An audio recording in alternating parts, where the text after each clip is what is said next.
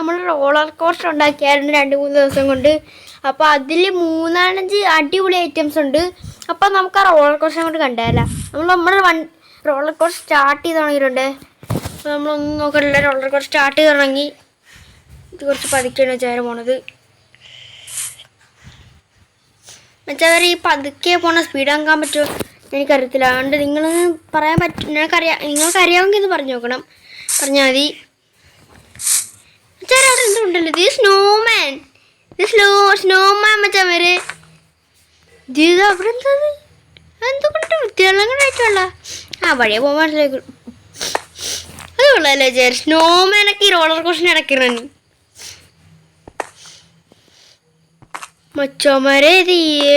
അവിടെ നിന്ന് ഇനി ഉണ്ട് അങ്ങോട്ട് വെച്ചാരേ. ആ തിളങ്ങാനായിട്ട് ഇപ്പം എത്തും. ഇത് കുറച്ച് പണിയാണ്. ഇതെങ്ങനെ കയറണ അറിയത്തില്ല വിചാരം. എനിക്കതാണ്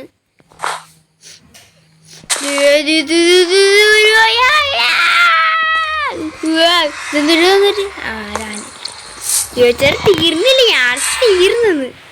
അയ്യോ അത് പറ്റേ എൻ്റെ ഡ്രാഗൻ്റെ എടുത്തു പോകണല്ലേ. ഇത് പാമ്പ് പോലെ പോണു.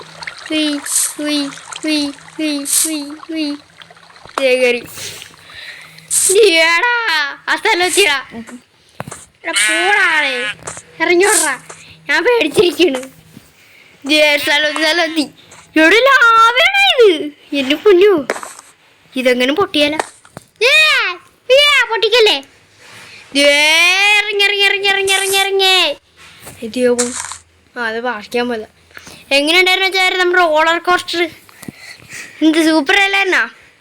നിങ്ങൾക്ക് ഇഷ്ടപ്പെട്ട സ്നോമാനാണോ അത് ലാവേണോ ഏതാണ് ഇഷ്ടപ്പെട്ടതെന്ന് കമൻറ്റ് ചെയ്യണം കേട്ടോ. അപ്പോഴത്തേക്കും നമുക്ക് അടുത്തൊരു വീഡിയോ ആയിട്ട് കാണാം. ബൈ. പിന്നെ സബ്സ്ക്രൈബ് ചെയ്യാൻ മറക്കാം.